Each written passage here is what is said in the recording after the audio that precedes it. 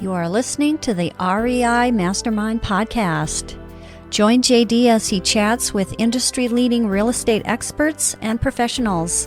We learn from their experience and uncover the strategies to their success that we can implement into our own businesses, and we can drive immediate results today. They share their experience and wisdom as we build a foundation to our own success. This is the REI Mastermind Network. We have David Olds with me here today. David, I really appreciate your time. I want to make sure everybody has your contact information, and you got to help David out. He's trying to build his Instagram page. You've maxed out Facebook and a few of the other social networks. So you got to jump over there, join him at Instagram at David Olds REI. And you can find David at that acronym everywhere, David Olds REI. And really appreciate your time. But today, this is the episode for everybody who is getting into wholesaling, and now you have a property under contract. And we're going to be strictly talking about disposition, how you're going to get this sold and make some money at it. And whether it is getting those bigger fees or selling it quickly. And this is going to be a great episode. I really appreciate your time here, David. Oh, thank you so much for having me on. I'm excited to be here. So just to kind of give people a little background, if you haven't heard of David, he's been around for quite a while. In fact, before the last financial collapse in 2007, 2008, 2009. This is really going to be a treat. I really appreciate and value your experience. Cool. Yeah. I'm one of the few people that have been around like before the last crash. And I don't know if we have one coming up or not. I don't know that anybody ever knows. What I can tell you is from the last one, when we were in the heart of it, we were like the top of the curve there. Like nobody ever knows when you're in the middle of a recession or when it's starting to happen, right? You just feel like things are slowing down a little bit. But in hindsight, you can look back and go, oh, well, that's why that house didn't sell for as much as I thought it would have. I actually started in the Orlando market in 2002. My wife and I bought our first house. We fixed it up, and we sold it 2 years later and made like $57,000 or $58,000. And the realtor told me after the closing, like, that's your money. It's tax free. I was just stunned at the idea that I didn't have to pay taxes on $50,000. So.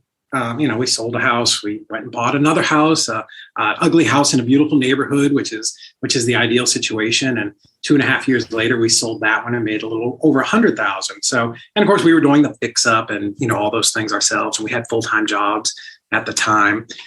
But yeah, we just sort of got into that pattern in Florida. And it's so cliche. Almost every real estate investor out there, a person you talk to, I read Rich Dad, Poor Dad. I was standing at the airport, just killing some time and pulled this book off the shelf. And, 10 pages in, I was just captivated and bought it and went home and just burned through it. And at the end, he says, Kiyosaki says, if you want to be in real estate, go find a real estate investment group. Right. So I'm like, okay, I'm not that smart, but I'm really good at following directions. So, I went online and searched around, and I found the Central Florida Real Estate Investors Group, which is one of the biggest ones in the country. I found out later. And I joined that and just kind of got myself immersed in real estate and, all the courses and classes and boot camps, and did some mentorship and some coaching. And we got really good at flipping houses in Central Florida in the mid 2000s. And probably not because we were great, right? The market was crazy, stupid hot. I tell people like a dog could put a sign in the front yard and sell the house. It wasn't. I think we did a good job, but it wasn't because we were so talented. The market was just on fire. And like I said, I worked for ProBuild at 84 Lumber. So I was in building material sales. And my wife she worked for Ashton Woods Homes, which is a large custom builder. So she was in their purchasing department. And in our company at 84, our ProBuild at the time, so we're dealing with big builders, right, all the time, and they have what's called a spec sheet, right? So maybe this particular model gets 5 1/4 inch baseboard and big crown, and all these types of things. Well, as things were slowing down, we were getting these orders. Oh, we're going to change to the 3 1/4 baseboard. What they were doing was they were changing the specs on their models so that they could save some money because sales were starting to go down. So that was something like if you're in the eye of the hurricane, that's like maybe a little indicator that we saw, but we had no idea that it was going to drop 25, 30, 35, 40%, over the course of 6 months. Florida was a terrible place to be during 2008, 9, and 10. But yeah, so we knew something was happening. We knew it was getting harder to sell houses little by little as we went over 2007, 8, 9, it started getting more difficult. So we were looking around and we were looking at different markets, and we picked Chattanooga, Tennessee. And the reason we picked it is we did some market research. Sales had been relatively stable. They'd only dropped maybe 8 to 10%, which was really good compared to what was going on nationwide. And one of the bad things about Florida, right, is the economy is based on three things there. It's construction, right? That makes sense. A lot of construction there. Tourism, Disney, tourism. And the other one is agriculture and cattle, right? You wouldn't believe cattle is one of the big things. Florida is one of the biggest cattle producing states in the country. So you got to imagine it's like a three-legged stool, right? Well, construction goes and then tourism goes because the whole country was in a recession. So that's what caused the collapse to be so severe in a place like Florida. So when we were looking at other markets to move to, we were really aware of looking at like the economic indicators. So Chattanooga was a relatively small market, centrally located. So it's like a trucking hub, but it's also one of the things that brought it to our attention was they were just opening up a Volkswagen plant here, right? So adding 20,000 jobs into a county that has 225,000 people is a big number, right? So not only that, but you get all those ancillary positions, the suppliers, and now you're bringing extra people here, so rents go up, and all the other indicators were right there for us. But along with that, there's a good tech sector here, and Chattanooga was the first city in the country to have to be a gig city, which means everybody in the city has access to fiber optic. So, anyways, a lot of things happened, and we moved to Chattanooga. We knew one person, a realtor that we kind of knew, that we'd come up once and looked at some houses, but we did that. If you ever hear that story about burning the boats and leaving everything behind you and going to a new city, like we did that. That was 100% what we did. We came here for real estate, and we just worked really hard and found a way to make it work. Yeah, that was a great information, and you spent a little time on that. So I'm wondering if you're seeing similar signs today that spurred some of those thoughts. I tell you, I'm not. So what was different back then? Of course, lending was all over the map, right? Anybody could get a loan. Waitresses were buying $400,000 houses because there was no lending criteria. Well, they fixed a lot of that after the last time. So now lending is pretty tight, right? You've got to have at least a 650, 700 score to go out and get a house. We're not seeing all those ARMs, those adjustable rate mortgages, right? Those are gone. And I think what happened, and again, I'm not an economist, but I talked to a lot of bankers. I had a bank president here the other day. And so in my caveman understanding of things, so, at the end of the last decade, we had the recession, right? So what happens is everything contracted, right? Builders weren't building, new land wasn't being developed, like everything really slowed down for 4 or 5 years, right? Certainly until 2014, 2015. And then people started to ramp back up, right?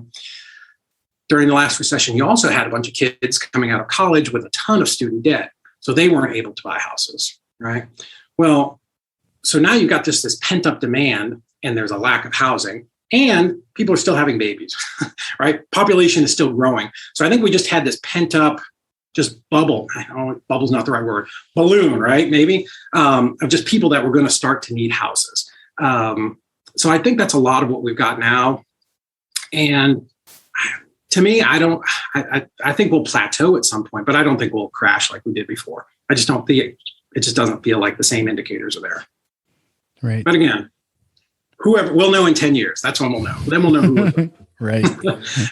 So the one good thing about wholesaling is, and that's why wholesaling is great for any market cycle, right? Cycles go up and down, and the typical cycle is anywhere from 5 to 7 years, is that in wholesaling, we're in and out really quick, right? Hopefully we're in and out of a property. We average 51 days from contract to closing, right?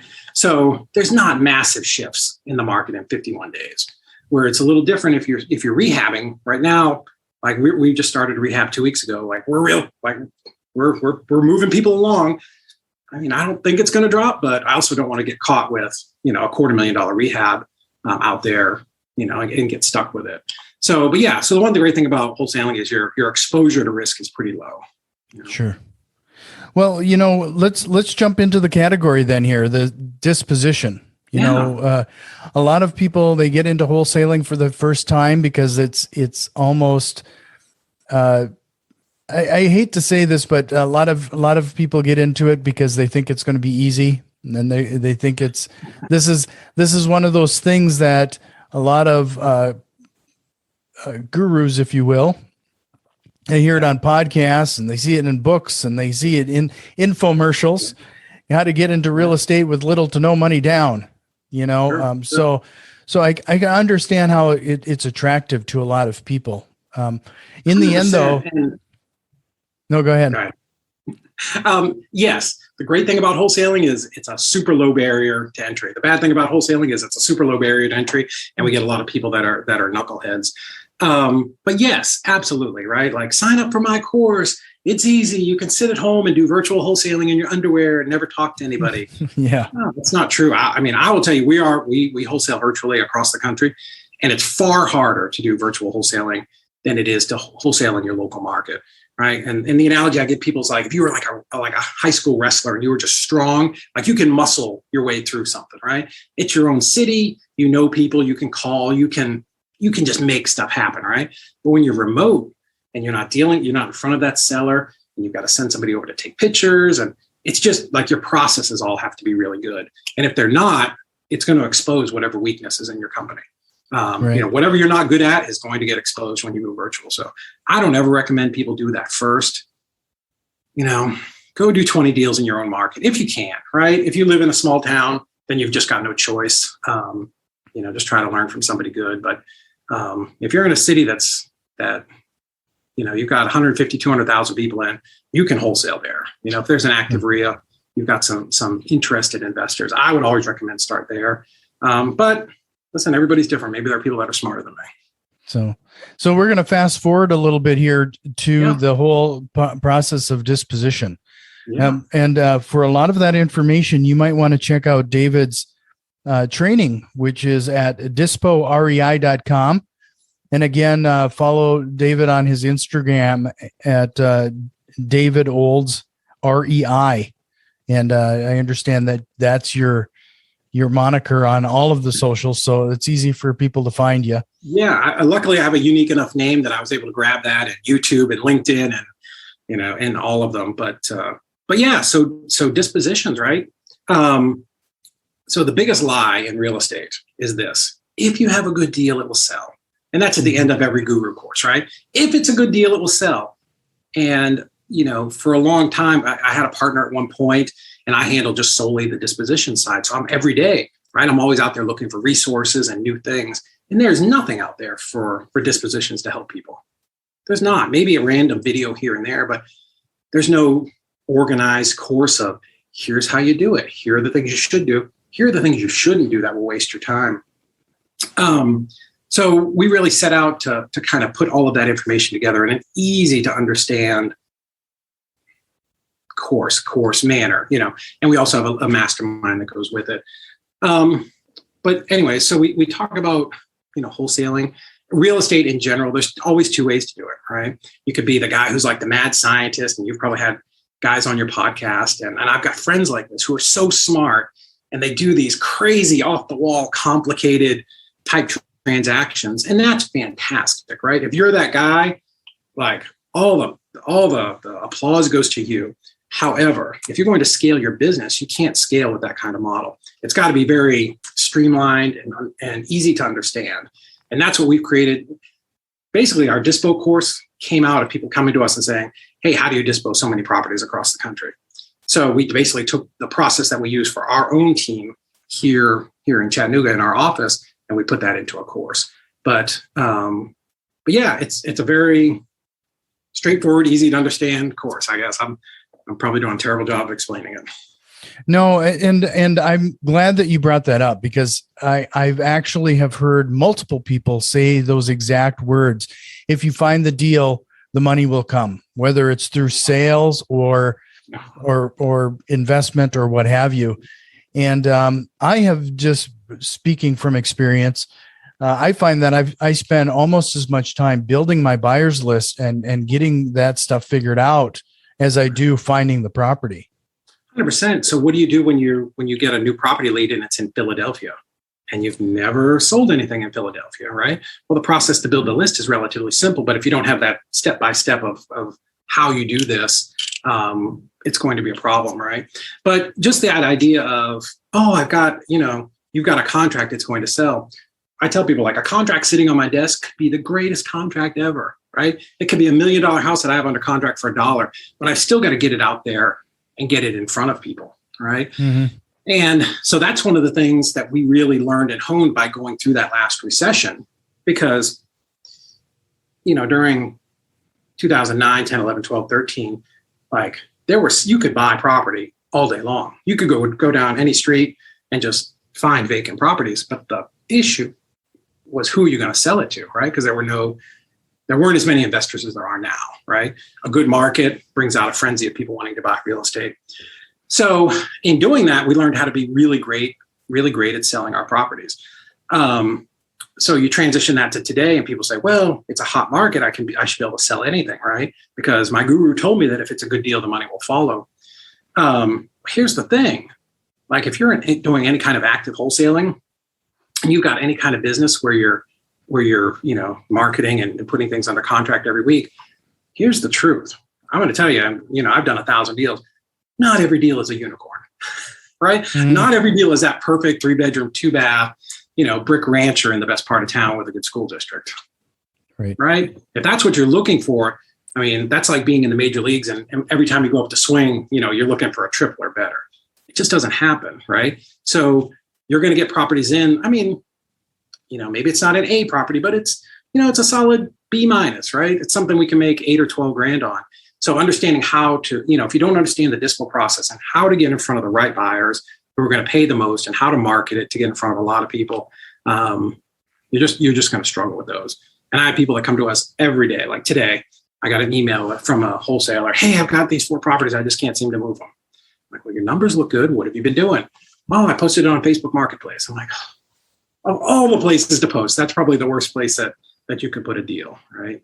So yeah, just having a good deal, or even what you think is a good deal, right? Because that's the problem too. A lot of new wholesalers don't even understand what's a good deal and what's a bad deal. But let's assume you've got a good deal. That deal sitting on your desk, or that one post that you put on Craigslist, probably isn't going to sell that deal, right? Mm-hmm.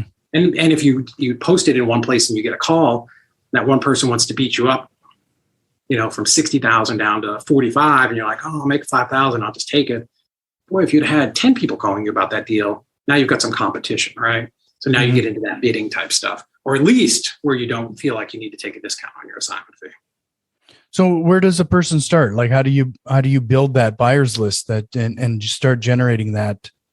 So here's one thing that we teach, and I teach my employees this. I mean, every single person in our company that we train, I draw this, and my girls always make fun of me because it's always crooked on my whiteboard is a timeline. And at the beginning is lead generation, at the end is closing, right? Now, every single person in our company understands why we're here, right? So we start with the end in mind. We are all here to cash checks. The company has to cash a check. Company cash a check. You get paid. Lights stay on. We can buy fancy computers and do everything, right? So the first thing somebody needs to understand is who is going to buy this property, right? Mm-hmm. Or even before that, if you're going to start doing lead gen, where do you need to be marketing? Well, you need to be marketing in places where people are buying, right? So I tell a story like we had a property in Anderson, Alabama. I think I looked it up the other day. It was like 247 people or 246 people in Anderson, Alabama. I told the acquisitions person, like, who am I going to sell this to? One of the other 245 people in town? The odds of finding a buyer there are super, super slim. So, I mean, in general rules, I would tell you, don't be marketing in places with less than 150,000 people, right? Because it's just going to be hard. I'm not saying you can't do a deal there, right?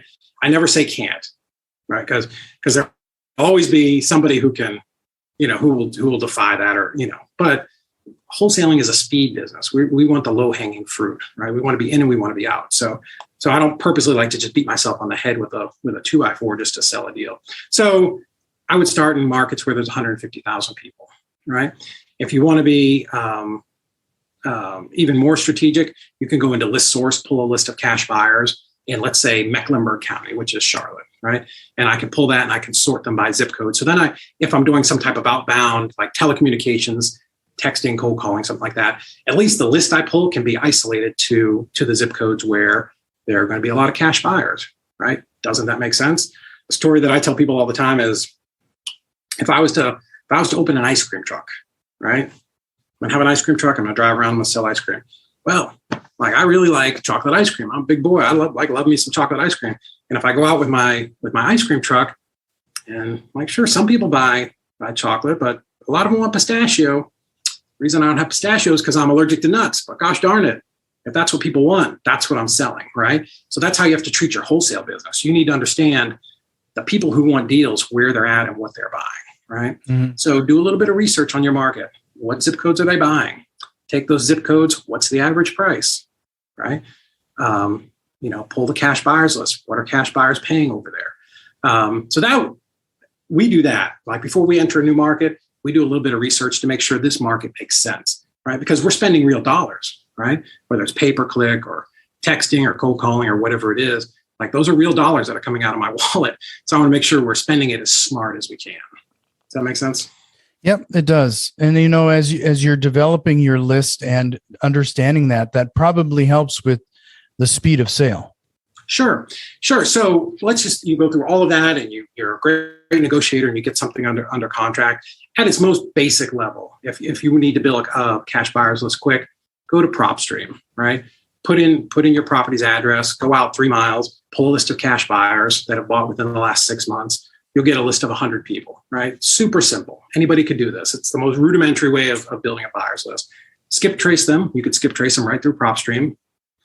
Take those people, cold call them, text them. That will get the bulk of, those are real buyers, right? Those are people from public record that bought a property for cash within the last 6 months. So those are your best likely buyers. Beyond that, Facebook groups are amazing. Not Facebook Marketplace. Facebook Marketplace is going to get you a ton of responses that say, I'm interested, and you're going to chase your tail for 3 weeks answering those people. And they're people looking for rent to own or some place to live for themselves or their daughter. They're not cash buyers. But no, go in and be interactive in, the Charlotte Investors Group, or, Mecklenburg County, or, Charlotte or North Carolina Investors, whatever. Get into those groups, but you have to present a good product, right? Don't just say, I've got a 3-bedroom on, Oak Street that I'm selling, right? We're a marketing company. All of us are. Like, our business isn't real estate. We're marketers. So we want to do good marketing to get leads into the funnel. We want to do a good job closing them, but we have to sell those deals, and marketing is 100% our job. Right. So then how do you go about maximizing your profits? I see a lot of wholesalers just kind of putting their markup on it and and taking the first buyer. Is that the process that you typically? No, not at all. So again, everything we do, we start with the end in mind, right? So even my acquisitions people understand that Bob, who's going to buy this property, right? Bob needs to buy it at a number that makes sense to him, that he can rehab it, and that he can add closing costs, which 10% people seem to always forget. And he can sell it at a profit, right? So acquisitions needs to understand the way that dispositions is going to sell this property. Because once they understand that, well, now they know they have to get the property at $62,000 instead of $80,000, right? Because just putting something under contract for your acquisitions team, like, they feel like that's a win, but it's not a win if it's not a sellable contract. And that's the thing that I see the most is, gosh, they said they'd sign this contract at 80,000. I really know I need to be at 70, but I'm going to take it. I'm like, well, you can, if you just need practice of talking to people, and you want to just run something by buyers. But what happens is you will get a bad reputation in your community. We've had wholesalers here in Chattanooga that, the deal goes out. And every time it goes out at a price range, and all you're doing with our price reduction, all you're doing with that is training your buyers to know that you're probably starting out high, just trying to gouge them, and you're going to drop the price, so people will just wait you out. But the best way to answer your question, I'm sorry. So when you're pricing it on the disposition side, right, we want to look at what similar type properties have sold for cash, right? So if I run the comps and I see that all my low comps are kind of in that range of, this 3-bedroom, 2-bath house or 3-bedroom, 1-bath that was built anywhere between 1950 and 1965, they all feel like they're selling about, 72,000, right, to cash buyers. So what that tells me is if I can be out there at 70, right, I have a winner, right? I don't need to know what the rehab budget was or how much somebody's going to spend, because I know houses like these in this neighborhood are selling at this amount or cash. So that's my barometer, right? I just know that if my acquisitions team understands that, if they know 70 is the target, well, if we could be at 45 or 50, like we're in the money. Okay, maybe repairs are a little bit worse and my buyers go out there and say, dude, I really want to buy this, but I need to be at 67. And I don't know if I can do 67, but I might be able to get you 68, right? It's still a good day because speed counts, right? So absolutely understanding what cash buyers want and what they're willing to pay before you put the property under contract will just save you a lifetime of headaches. Sure. So in the end, it's that old lesson in real estate. You make your money at the buy and you 100%. get it at the right price. Sure. And, in all types of wholesaling, whether you're wholesaling in your own city or whether you're virtual, like people will not tell you everything, right? And I don't want to say people lie to you, right? Because sometimes people don't know, right? Somebody inherits a house in Connecticut and they're in North Dakota. They are not coming to Connecticut to sell, to sell you this house. So maybe they inherited, they've never stepped foot in the house. I have rentals that I went in a rental on Sunday that I haven't been in 6 years because the tenant just moved out. I have no idea what the inside looked like. Thank goodness it was good. But, so sometimes that's the case, right? People just don't know. I always tell people your buyer will tell you if you need to go back for a reduction. They will tell you when they get out there, hey, this number doesn't make sense, right? So how often have you had to go back and ask for a reduction? I try not to ever do it. I have people that I know that will go back every single time and push for like $2,000 to $3,000. If you're doing 100 deals a year, that's 300,000. Like that's pretty good numbers, right? So I don't do it. Everybody should run their own business. So what we will do, there's only a couple of reasons why something doesn't sell, right? So you just made a mistake on the price, right? You just didn't read your comps right. There was unknown repairs, something that affects the value. So that affects what people will pay. The third reason is, and the most common reason is you just did a bad job marketing, right? Mm-hmm. That's it, right? And you just have to be able to come to terms with that. And sometimes look at a property after it doesn't sell and go, my goodness, what did we do? we didn't get this done. And years ago, I used to have this frustration with my team. I'd be like, what are we doing? We have 10 things we should be doing on every property, and we're only doing 6. And never even the same freaking 6. We're all over the place, so no wonder this thing didn't sell. So that's why, having a checklist and a process is super important. But yeah, so how often to go back? Usually what I will do, the way that I handle it, let's say I'm under contract at 60 and I'm selling at 80 and something went awry, right? Something went screwy and we didn't know there was black mold or something. If I can get it contracted, my goal is to get it contracted with the end buyer, even at 61, right? So, because I want to lock him in. Even I'm at 60, 61, like let's lock it in because, hey, again, I always tell people, these are real people, right? Bessie, who is selling, she's a real person. The guy who's buying, he's a real person that's going to shell out money out of his pocket for this property. So I will lock that person in if I can. And then I will go back and go, hey, Bessie or Smith, hey, I know we talked about this. There were a couple more things than we talked about. I know you probably haven't been up in that attic, but that roof leak, that chimney leak, whatever it is, there's some black mold and, I can get this thing closed, but I need to be at 55. Can we make that work? So I'll do the sort of, hey, good news is we can close next Thursday, right? Because I've got a buyer locked in. Bad news is, X, Y, and Z. And I need to be at this price to make this work. Can we do that? Most of the time they'll say yes, or they'll give you a number. And if not, we're going to close on it and, lesson learned. So that's the way that we handle it.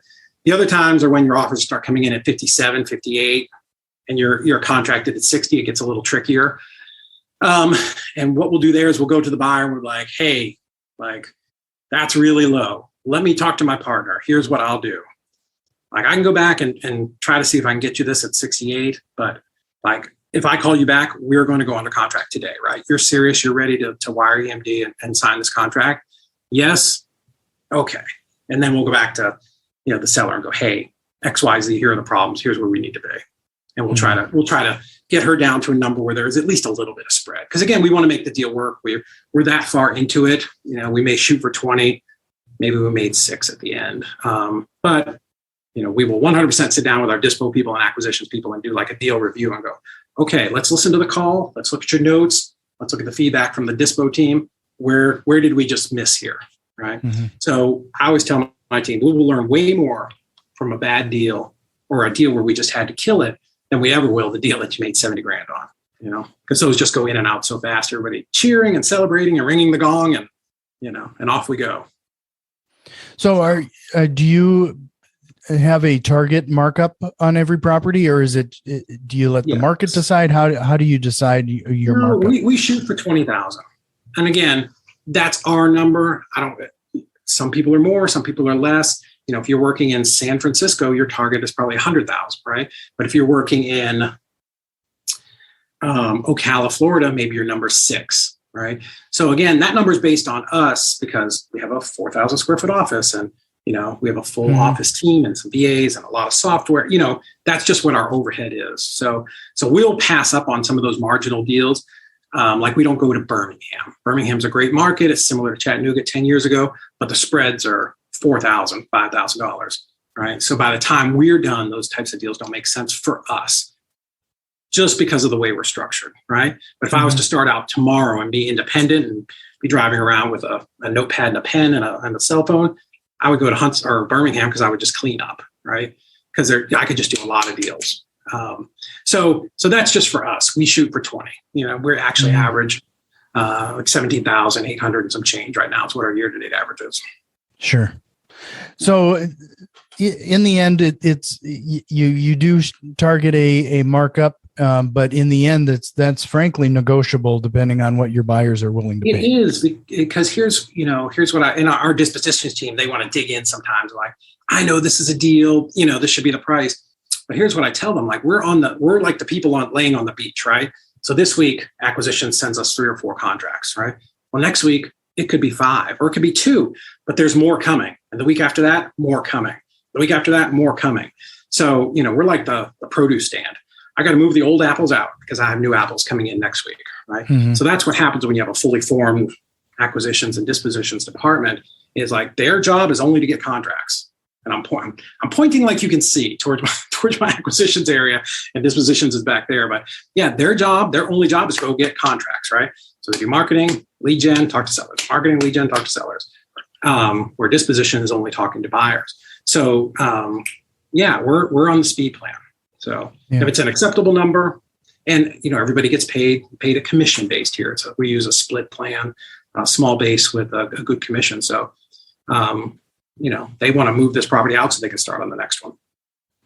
Yeah, your analogy of the fruit is a great one because just like you said earlier with some wholesalers, and you see a constant drip as the price keeps dropping.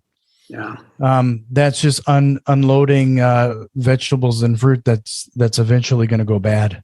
Yeah, and I worked in retail, for 20 years. I was in UMass. I was in retail, and I had a great first boss. And he taught me this: always make your first markdown your best markdown. Like you do not have time to keep messing around with this over and over and over again. And again, I've seen it because I'm a buyer too, right? I buy from other wholesalers as well. I'm not narcissistic enough to think that only I have the best deals. So yeah, from time to time we buy wholesale deals from other people. So I watch these emails come through, and I'm like, well, just dropped another 4,000. Oh, just dropped 3,000. And we actually did track it for a year. We tracked every Chattanooga wholesaler's emails, and we have a list, and we had 4 columns for all the different price drops. So anyways, that was a different story because we retargeted them after 6 months, all those people who those deals didn't sell. But you're definitely just training people. So I would watch them and I would just wait like an hour after that, about 3rd email, I'd call them and go, hey, so I can buy this property if you want. Here's the number. I'm like, oh, I can't do it. Okay. All right. I let it go about another 30 or 45 days, and we just call them up ourselves and get the property under contract at the right number. So that's the way it goes. Yeah, no. And typically when you start to see price drops like that, what I've learned or seen is that a lot of people start to think that there's something wrong with the property that they're missing. 100%. So then it starts to spoil. It does, because if you email it out every single day, that's exactly what people are going to see. So, we're pretty judicious. We want to make sure we're priced correctly and we feel confident about that price. And, listen, I'm not telling you we're perfect. Like, we knock out 2 or 3 $40,000 deals and we start getting a little full of ourselves, right? It happens. Even me, and I've been doing this for 20 years. I'm like, I think we can push the market on this one. And the market tells you very quickly. It will slap you back. Yes, the market is hot right now. It's incredibly hot for nice remodeled move-in properties. But it is not as hot for fixer-uppers, right? Like, these are investors. These are not idiots, right? Investors are different from homeowners. Homeowners buy on emotion. They want to live here. They like the school district. They like the pool in the backyard. Investors are all about return. Don't be confused. These people know, they know what their numbers are. Serious investors, right? So they know, they're going to buy this for 80, put 50 in it, 130, and it's going to sell for 180, right? So they can make 20 or 30,000 on it. Landlords know what the rent is. So they know what they're buying it at and what their rent multiplier is going to be and how much they can make on these deals. They are not stupid. Don't ever, and I always warn my dispositions people, don't ever, talk down to an investor you should buy this because it's a great deal. No, you should buy this. I think it's a deal because of X, Y, and Z, right? Provide some information and some value to these people, because these people are writing real checks. They're sending real wires. You're not going to bamboozle anybody or use the force to trick them into buying some property. Mm-hmm. Well, I have 2 more questions for you, but before we do that, we're going to send everybody to your Instagram page again. So awesome. Check out David Olds, REI. Help David out there. He's maxed out his Facebook page, so I don't know if you can take any more followers there, but definitely check out Instagram. So looking back on your career now in real estate investing, knowing what you know now, what is one lesson that you wish you could tell yourself when you first started? 100%. I had a conversation with somebody at breakfast today. I would have bought and held more properties. I hear that more than any other piece of feedback. I lay in bed just thinking about if I could go back in time and buy more stuff. And the people in Chattanooga, in my market, Chattanooga here, that have been investors for a long time, it's a pretty small group, right? Maybe there's 6 or 8 of us. And we'll go to lunch and we'll talk about, I'm selling this deal over in, Orchard Knob area. And I'm getting 70 grand. And someone will be like, 10 years ago, I was selling properties like that for 6. God, we should have bought more of them, right? So that is the most common thing. And I had some really wise words. I used to do nationwide coaching, and I was with a client in just outside of San Francisco, San Jose. And this old timer was sitting at this meetup group or RIA group, and people asked him about buying rentals and what discount he should buy them at. And this guy kind of took a long pause. He looked at him. He's like, it doesn't matter to me what the equity percent is. I just want to know that it cash flows. He was like, well, I don't understand. Everybody says to buy at 70 cents on the dollar. And he said, listen, if you're buying rentals, as long as you have a fixed interest rate, whether you're buying from a bank or you're buying from a seller, over time, that rent is going to rise. And that spread that you're getting every month is going to go up and up and up. So if you buy it with an acceptable monthly cash flow, so whether my number's 200, maybe your number's 400, whatever it is, it doesn't matter, right? So let's say, my mortgage payment is $400 a month and I'm renting it at $600. Let's just PITI everything, right? $400, so I'm going to have $200 in cash flow, right? So if the market takes a little dip and I have to go down $50, I'm still good, right? Because those dips are usually pretty short. But over time, and I've done this because I've owned properties for 12 years now, that $200 is going to go to $400, $600, $800. So over time, it's not going to matter. Real estate is, and with inflation, buy in today, lock those rates in or that price, that long-term price, and you'll get that appreciation from the rental. And the tenants are going to pay that off. And that's just, equity and long-term wealth that you're building. Sure. And then lastly, is there a question you wished I would have asked you here today? Oh, that's good. Question for me. So here's another important thing that I'm a pretty big believer in. I'm not sure how the question would have been worded, but one mistake that I see a lot of people make aside from just quitting too soon, right? That's easy. I tell people I was just too dumb to quit, and that's why we're successful. But so being an investor is hard, right? People, if you're just starting getting investing, and you're sitting at your house and you're at the kitchen table and you're trying to do this and you're reviewing properties and you're doing underwriting, you're doing marketing, you're doing all these things, it can feel like you're a man or woman alone on an island, right? You just really can feel being an entrepreneur can be very isolating. So I always tell people, like, join a RIA, join a meetup group, right? If there isn't one, start one. Like, I posted a post last night, Chattanooga, let's all go to Panera tomorrow morning and have breakfast. 10 people showed up, right? And we just talked about real estate. So get around that campfire, around other people that are doing the business, and be inspired by that, right? Don't feel, envy that, oh, somebody else did more deals than me. Just be around those people that are doing deals, and it doesn't feel as lonely and as isolating. And it's, you should be inspired by other people's success. So get a tribe, get a bunch of people that you can be friends with. You can all kind of do this journey together. Makes it a lot easier. Yep. No, I appreciate that. That was a great way to end this. Again, check out David Olds REI on all the socials, and you're always welcome back. I hope you'll take me up on that invitation, 100%. And we'll chat again sometime very soon. Perfect. Thank you so much for having me. This has been the REI Mastermind Network. You can already tell that we've made some changes, and a few more are on the way. If you are interested in what we have planned, head over to patreon.com/REI Mastermind and support the show today. Financial contributions are always appreciated, along with a like, share, and review. It really helps us grow and reach more people with this valuable information. See you next time, and tell a friend.